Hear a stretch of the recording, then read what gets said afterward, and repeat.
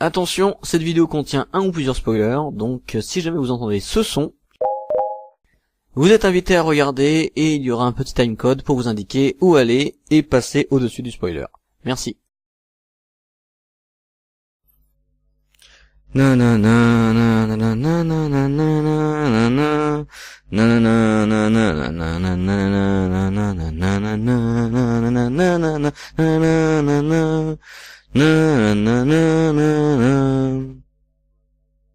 Putain de merde.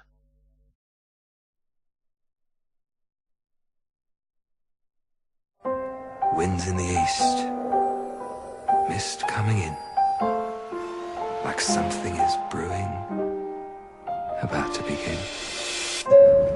Ladies and gentlemen, we are beginning our descent into Los Angeles. Welcome, Mrs. P.L. Travers, to the City of Angels. It smells like Jasmine. chlorine and sweat. Introducing the creator of our beloved Mary. Poppins. Never ever just Mary. Now, where is Mr. Disney? She's here. Well, Pamela Travers, you can't imagine how excited I am to finally meet you. Would you mind? My name is Mrs. Travers, Mr. Disney. Oh, Walt, now you gotta call me Walt. 20 years ago, I made a promise to my daughters that I would make your Mary Poppins fly off the pages of your books. I promised them, Pam. I know what he's going to do to her. She'll be cavorting and twinkling. You can't make the film in this. Grant the rights. Damn. Now, let us begin. She has a lot of ideas. What kind of ideas? Constable's responsible. Now, how No. Responsible is not a word. We made it up. Well, unmake it up. She won't approve Dick Van Dyke. No. No. The Mantis house doesn't look like that. No, it's all wrong. It's all wrong. Supercalifragilisticexpialidocious. Stop! Mary Poppins is not for sale. I won't have her turned into one of your silly cartoons. Says the woman who sent a flying nanny with a talking umbrella to save the children. You think Mary Poppins has come to save the children? Oh, dear. Mrs. Travers, what am I missing here? I'm wondering what I have to do to make you happy. You know, you've never been to Disneyland, and that's the happiest place on earth. No, please. Well, when does anybody get to go to Disneyland with Walt Disney himself? There he is. Where did she come from? Mary Poppins and the Bankses. They're family to me. Mary Poppins was a real person? So it's not the children she comes to save. It's their father. It's your father. You don't know what she means to me. I won't disappoint you. I swear, every time a person walks into a movie house, they will rejoice. Don't you want to finish the story? The boys have come up with an idea. I think it's going to make you happy. You didn't bring me all the way here to tell me that. Oh, no, I had a wager. I couldn't get you on a ride. I just won $20. Donc, bonjour. Alors, dans l'ombre de Mary Poppins, produit par John Lee Hancock, j'ai failli dire Hooker, oui, John Lee Hooker, donc un film qui est sorti récemment, qui nous parle de la vie de Pamela Lyndon Travers et de ses négociations avec Walter Disney pour obtenir les droits, enfin pour céder les droits de Mary Poppins. Et il va falloir que j'aille voir Mary Poppins. C'est le morceau de sucre qui aide la médina à couler. La médina a coulé, médina a coulé. Juste un morceau de sucre qui aide la médina à couler. Ça vous rend la vie plus belle. Je peux pas blairer Mary Poppins. Je supporte pas. C'est un truc, je crois que je suis totalement d'accord avec Mrs. Travers. C'est pour moi le condensé de toute la mièvrerie et de toute l'imbécilité qu'a pu produire Disney, alors que Disney a pu produire des choses bonnes, des choses relativement intelligentes, même dans les vieux Disney, j'entends. J'ai toujours considéré qu'il y avait un nouveau Disney, un après Disney, notamment après Aladdin et le Roi Lion. Mais je ne supporte pas que on cherche à m'enchanter tout le temps. Je ne supporte pas qu'on cherche absolument à me rendre heureux au moyen de chansons qui me gavent. Je ne supporte pas les comédies musicales. Je ne supporte pas les enfants bien habillés qui sont mignons et ils ne sont juste là que pour être mignons, avec des voix de l'époque où jamais un enfant ne parlerait comme ça. Je ne supporte pas la vision que les adultes ont de l'enfance. C'est pour ça que je ne supporte pas Mary Poppins et je l'ai vu hier. J'ai peut-être soufflé dans le micro là. Alors, pourquoi je suis allé voir Mary Poppins juste après avoir vu Dans l'ombre de Mary Poppins? Oui, parce qu'elle veut absolument qu'on dise Mary Poppins. Tout simplement parce que je voulais savoir si, de l'aperçu de cette femme que j'ai eu au travers du film, si Disney s'était foutu d'elle ou s'il avait tout respecté. Oh là là, mon avis, elle a fait beaucoup de concessions. Ce que j'aime surtout, c'est qu'il y a un long passage où elle dit qu'elle ne veut pas de rouge, et je crois que la première fois qu'on voit le père, Monsieur Banks, Mr. Banks, dans Mary Poppins, il a un veston rouge pétant, et je crois même que c'est l'une des seules choses rouges pétantes comme ça dans tout le film. Même le cerf-volant est vert, pardon. Alors, je vais plutôt parler du film que je suis allé voir. Étonnamment, ça m'a pas fait chier. Alors que ça aurait pu. Vous voyez, quand je suis allé voir Le vent se lève de Miyazaki, eh bien, il y avait derrière moi une ribambelle de gamins que les parents avaient amené parce que c'est un dessin animé, donc c'est pour les enfants. Sauf que ce n'est absolument pas pour les enfants, c'est chiant pour un enfant. Résultat des courses, il a fallu que je change de siège parce que les mômes derrière foutaient le dawa. C'est normal, ils se faisaient chier.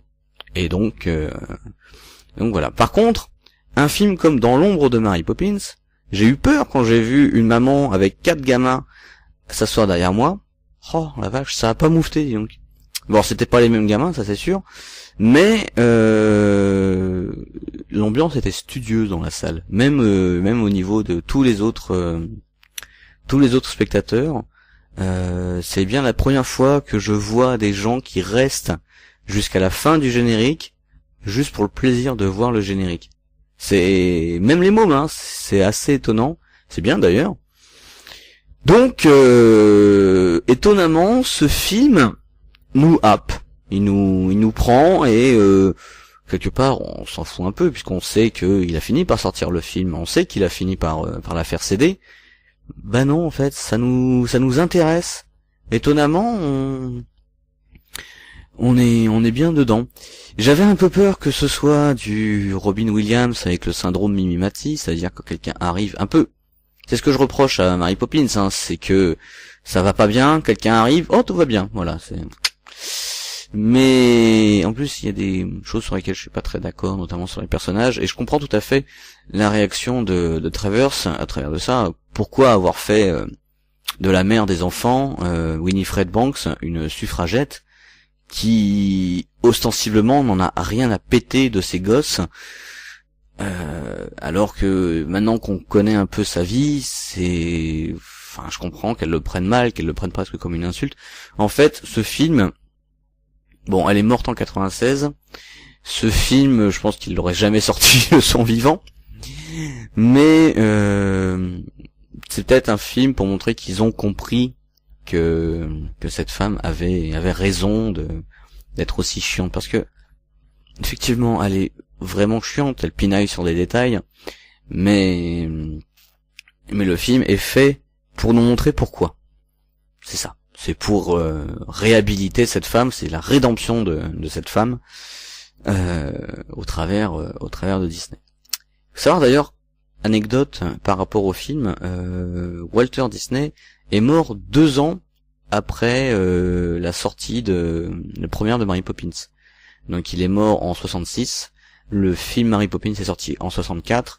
Le film Dans l'ombre de Mary Poppins se trouve en 1960. Et donc voilà, et l'histoire a été écrite, je crois, 30 ans avant, à peu près. Donc, Le film était bien, je ne vais pas parler des lumières qui ont été faites, je vais plutôt parler, ils ont voulu montrer l'ambiance Disney, parfois ses côtés absurdes, il y a des gags que je ne vais pas raconter, mais notamment avec la secrétaire, je vais pas les raconter sinon ça va vous spoiler les gags, il y a cette ambiance là qui est absolument, qui veut être montrée, qui est en décalage total avec elle, puisque elle est austère, elle est pas froide, mais elle veut absolument que tout soit convenable, que les convenances. C'est une Mary Poppins sans fantaisie finalement. C'est étonnant qu'elle ait écrit ça. On sent qu'elle s'est réfugiée dans cette personnalité parce qu'elle a été impressionnée par la fantaisie de quelqu'un d'austère, mais elle a pas réussi à être aussi fantaisiste, sinon au travers de ses livres. Et quand on voit l'enfance qu'elle a eue, c'est pourtant étonnant. Mais donc oui, il y a un décalage total avec l'ambiance de Disney, des studios, et cette femme qui rentre un peu comme une maladie finalement, pour casser toute la joyeuseté des mecs qui vont y bosser. Et donc comme j'ai dit, moi ce que je reprochais à Mary Poppins, c'était son côté Joséphine Ange Gardien. C'est-à-dire que ça va mal, elle arrive, tout va bien. Bah là, non, il y a quand même un cheminement, une grosse remise en question par rapport à tous les personnages, même les personnages secondaires qui étaient plutôt intéressants. Il y avait des acteurs pas mal, hein. Bon, il y avait Colin Farrell, il y avait Tom Hanks, c'était pas son meilleur personnage, Tom Hanks, qui campait Disney, qui campait un bon Disney, mais il sera pas inoubliable. Il y avait, comment il s'appelle, Paul Giamatti qui joue le chauffeur, qu'on a vu dans les séries. Je crois qu'on l'a vu dans Heroes. C'est peut-être pas la meilleure référence, mais je crois qu'il était dans Heroes. Il y avait aussi, bah oui, bien sûr, c'est ça. Je l'ai gardé pour la fin. Donc Emma Thompson. Si vous voulez du film un peu connu, enfin très connu, c'était celle qui avait fait Sibylle Trelawney dans les Harry Potter. Donc on a plutôt une bonne fourchette d'acteurs qui vont jouer bien, qui vont nous emporter. C'est peut-être pour ça qu'on est happé par le film. On a, bon, voilà. Je sais jamais quoi dire au bout d'un moment dans la vidéo. Donc ce qu'il y a surtout, c'est que le problème de ce film, c'est que il y a un problème qu'il faut résoudre pour Disney. Il ne comprend pas pourquoi ça coince, et le problème de ce film, c'est que on comprend tout de suite, nous on est là dans notre siège, voilà, on voit la famille sur le départ, on voit la réaction du père, on voit la réaction de la mère, on comprend le problème, on sait d'où ça vient. Et peut-être même là où j'aurais un problème, c'est que ça s'attarde énormément là-dessus, alors qu'on a compris, même si ça avance par petites touches et qu'on comprend que le problème n'est pas si simple que ça, mais le problème, le souci, c'est que on a la vraie Mary Poppins qui apparaît, qui est géniale d'ailleurs quand elle apparaît, elle met une ambiance sur la vache, mais on en a trop peu. Je pense que ça aurait mérité d'un petit quart d'heure de plus où elle était plus ou moins présente, parce que finalement le personnage n'est pas si développé que ça, et pour un film qui s'appelle Dans l'ombre de Marie, en français, j'y reviendrai après, bah ça pose un gros souci. Alors, le film s'appelle Dans l'ombre de Marie, mais en version originale, le film s'appelle Saving Mr. Banks, ce qui veut dire littéralement en train de sauver Monsieur Banks. Et c'est peut-être aussi là où ça va coincer de ma part, c'est que ça explique encore plus quel est le problème. Donc en fait, ça enlève le mystère. On ne verra que la remise en question de cette femme si on... Oh, en fait, j'ai spoilé là. Oh, bah il y aura un petit bip. Melvin vous fera un bip. Donc, enfin, j'ai spoilé. Non, hein, finalement, il suffit. Pour vous embêter, je vais mettre la bande-annonce en anglais. Donc, on en est là avec un Disney qui n'en est pas un, qui a l'intelligence de s'auto-parodier, et avec une histoire qui nous captive, malgré le fait que même moi, qui ai beaucoup de mal avec Mary Poppins. J'ai pas de mal avec certains Disney, mais même je suis capable de regarder La Belle au Bois dormant sans problème.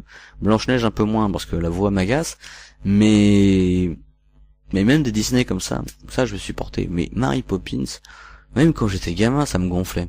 C'est un truc, non, c'est trop. Il y a trop de choucroute et de chantilly sur la choucroute. C'est beaucoup trop. Ça veut faire du merveilleux avec. C'était un camion.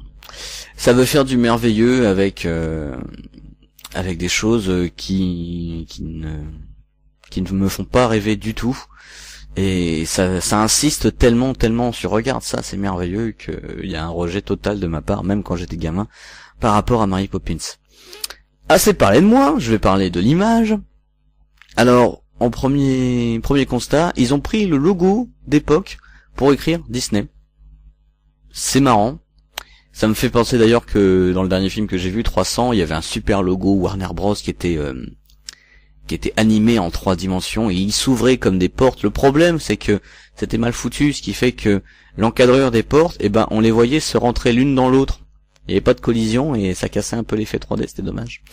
Donc, oui, ils ont repris le logo de l'époque, c'était un petit clin d'œil amusant. Là aussi oui, j'analyse toujours un film sur son début, parce qu'après, surtout, j'ai été pris par le film, donc et puis j'avais pas mon petit carnet de notes aussi.